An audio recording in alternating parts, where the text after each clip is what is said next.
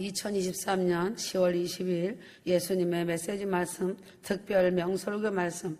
휴거 성도들은 부활의 십자가를 바라보며 천국 소망으로 가득 찬 새 노래, 새 찬송을 부르며 찬송의 옷을 입은 자들이 되어야 한다. 영혼의 찬송으로 하나님을 기쁘시게 드린다. 찬송 중에 성령의 능력이 나타난다. 한일의 동안의 언약을 굳게 정할 그는 적그리스도이다. 적그리스도가 나타나기 전에 이미 교회 시대에 휴거 성도들은 부활하여 올라간다. 공중 휴거받아 공중에서 성령과 교회된 신부가 예수 그리스도와 더불어 7년 동안 혼인잔치를 벌이고 있는 동안 이 땅에서는 유대인의 한일의 역사가 다시 시작되어 멈추었던 시계가 돌아간다. 지금은 마지막 교회 시대로 급박하게 진행되는 이리로 올라오라는 시간이 진행되는 부활 휴거의 시간이다. 지금은 하프타임 쇼가 끝나가는 시각이다. 그래서 말세 지말이라고 말한다. 1330일, 1290일은 40일이다. 40일은 핵전쟁으로 핵의 먼지가 사라지는 기간이 40일이다. 지구 핵먼지 청소기간 40일이 지나면 주님이 지상재림하시어 천년 시대가 시작된다. 핵먼지가 깨끗하게 사라지고 죽은 시체를 매장하는 기간이 40일이다. 40일이 지나면 세상과 우주를 불살라버리고 새 하늘과 새 땅과 영원한 불못, 쓰레기 소각장으로 갈라진다. 세상 만물은 영이 없는데 휴거 성도는 하나님의 영을 받고 예수를 믿음으로 죽었던 영이 다시 살아나서 부활의 휴거 생명을 누리고 있는 것을 생각할 때에 휴거 성도들은 무한한 영원한 생명을 소유한 존귀한 자들이다.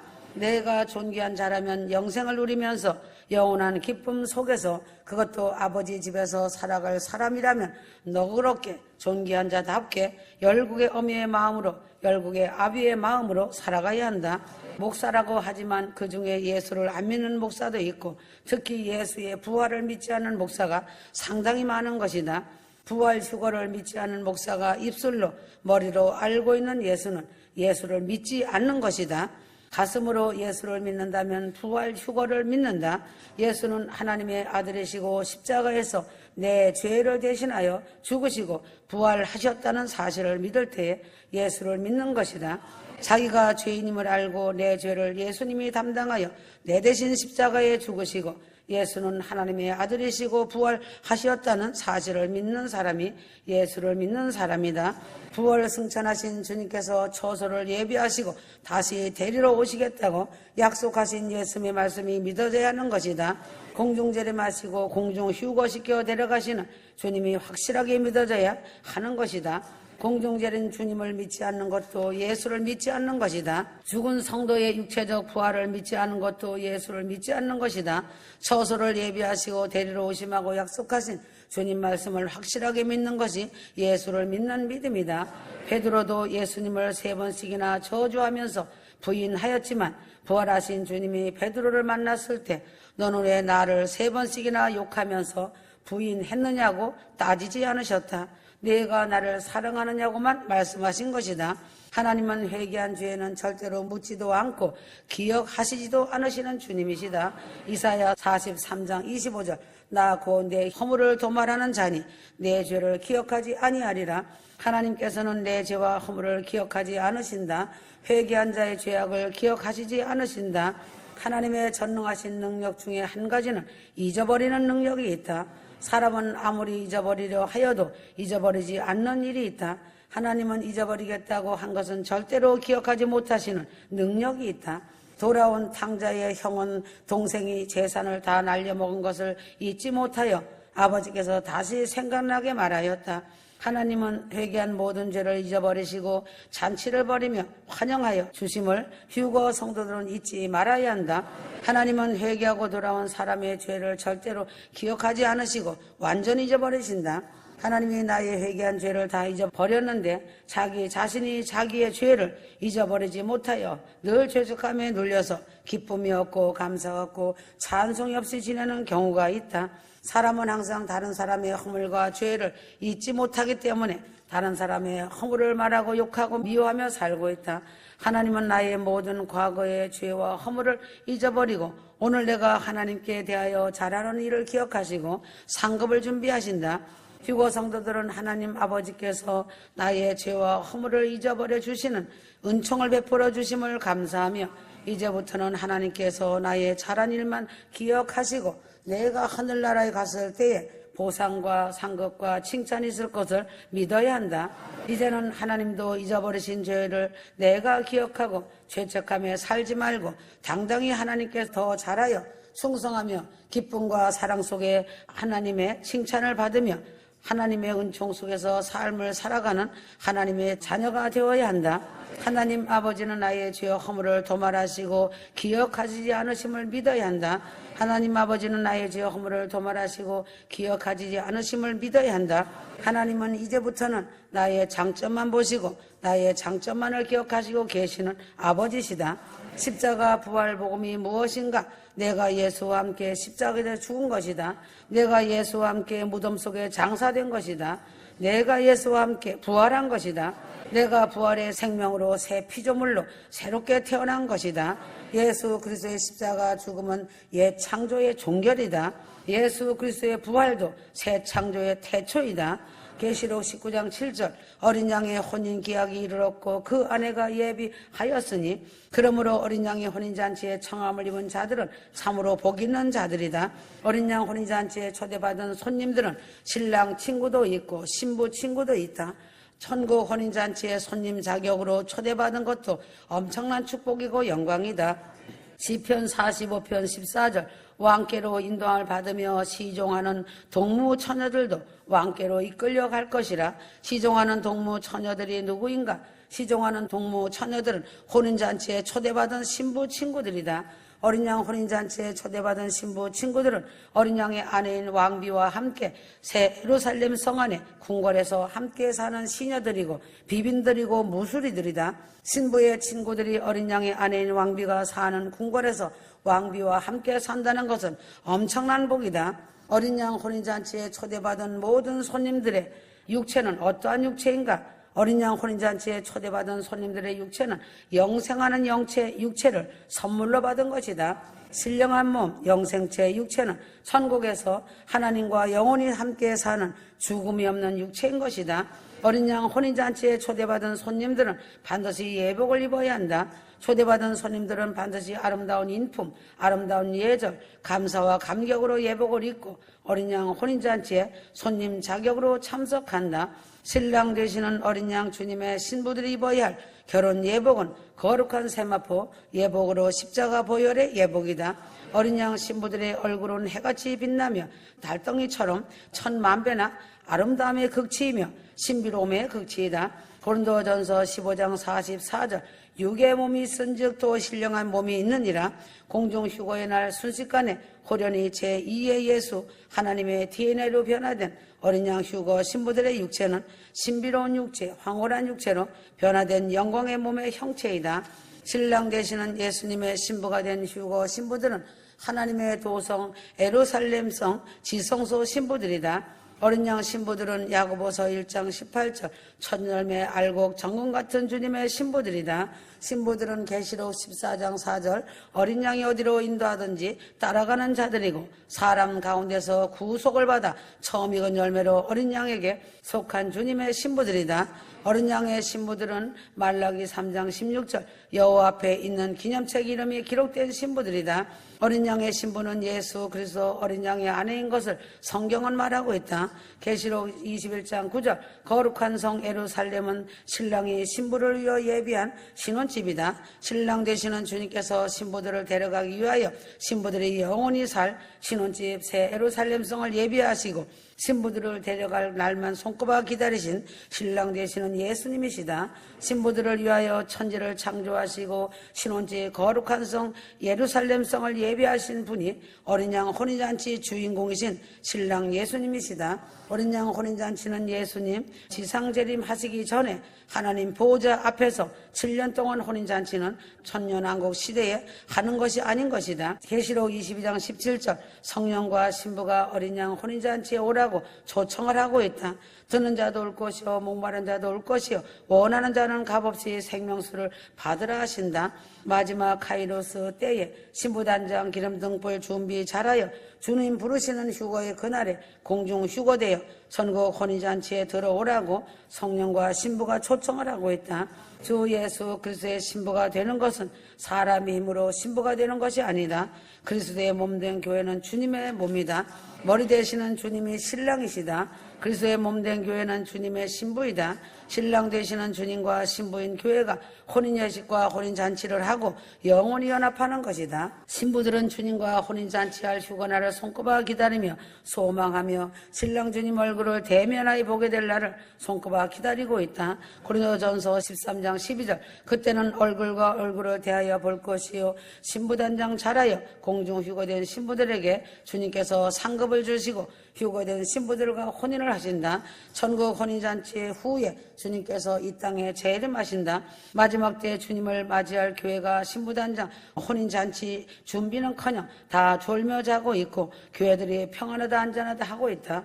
혼인잔치의 청함을 받았지만 어린 양 혼인잔치에 들어가는 것을 허락받은 자들은 매우 적다는 것이다.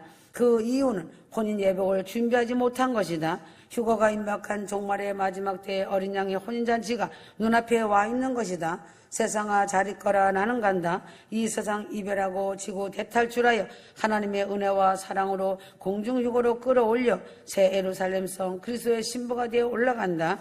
휴거의 대변역 지구와 우주를 탈출하는 지구촌 이 땅이 세상을 떠난 시간이 다 온 것이다. 많은 사람들이 혼인잔치를 공중에서 한다고 말들을 하는데 그것은 잘못된 말이다. 우주에서 어린 양 혼인잔치를 하는 것이 아니다. 아버지 집 하늘나라 본향집 천국에서 혼인잔치를 하는 것이다. 마지막 나팔 휴거의 나팔 소리에 죽은 자 부활과 살아있는 휴거 신부들이 신령한 몸을 입고 천국 어린 양의 혼인잔치에 예수님의 아름다운 신부가 되어 올라간다. 어린 양의 혼인잔치는 아무나 들어가는 것이 아니다.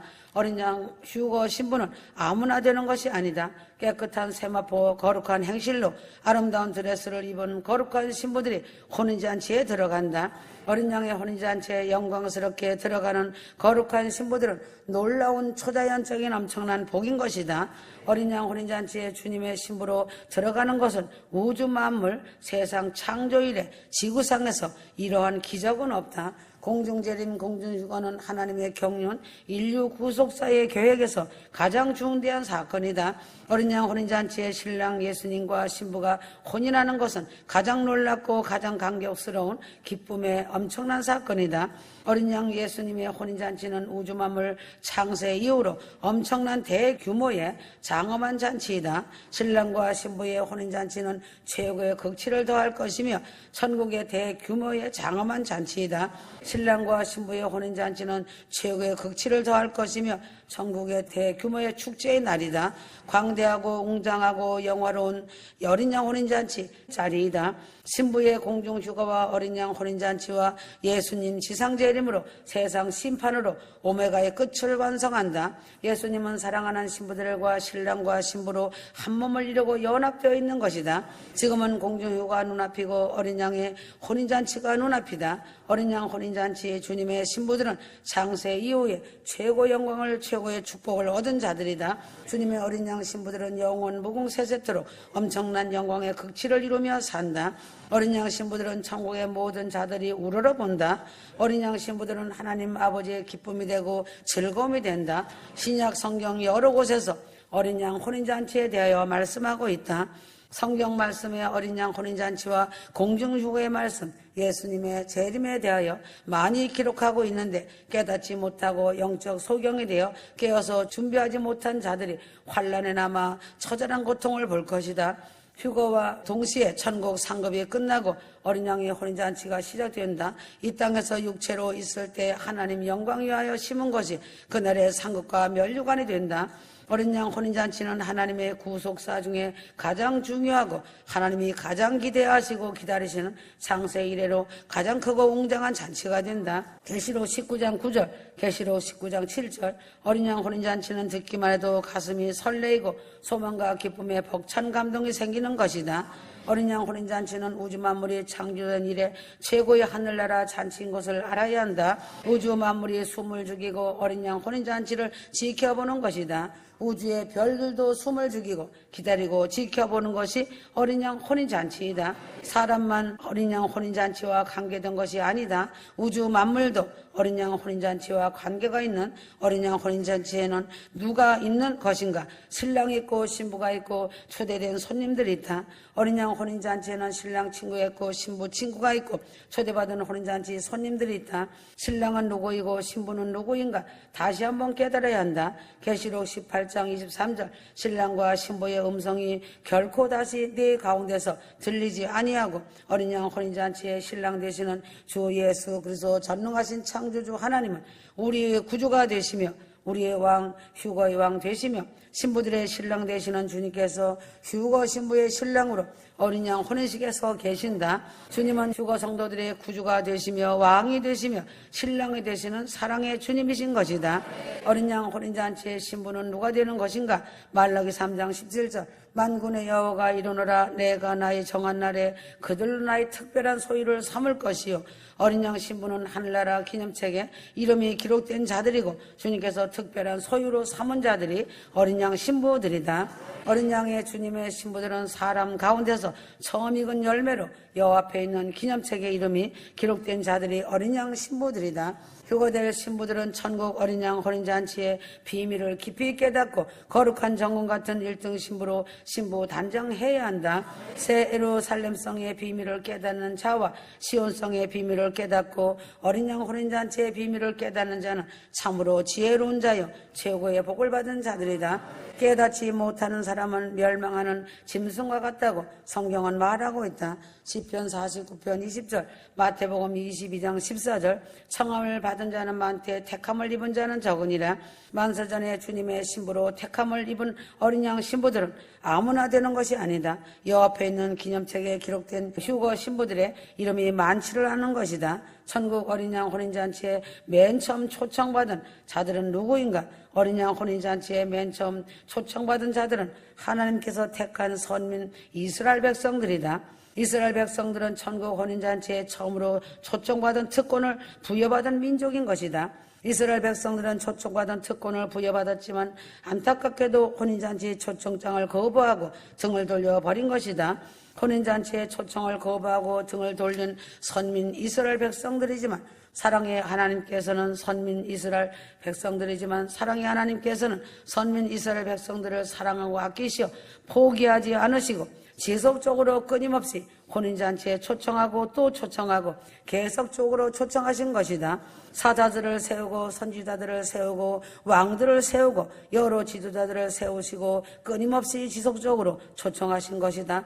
그러나 이스라엘 백성들은 하나님께서 특별히 세우신 종들을 때리고 대적하며 능욕하고 죽여버렸다. 심지어 하나님의 아들 독생자 메시아 예수 그리스도까지도 이스라엘 백성들의 손에 비참하게 죽임을 당하였다. 천국 혼인잔치에 처음으로 특별히 초청받은 선민 이스라엘 백성들은 창조주 메시아 예수 그리스도를 비참하게 죽이고 배신하고 등을 돌려버렸던 것이다. 주님은 머리에 가시관을 쓰시고 붉은 피가 흘러 나와 눈 속에 들어가 피눈물이 되어 눈을 뜰 수가 없었다.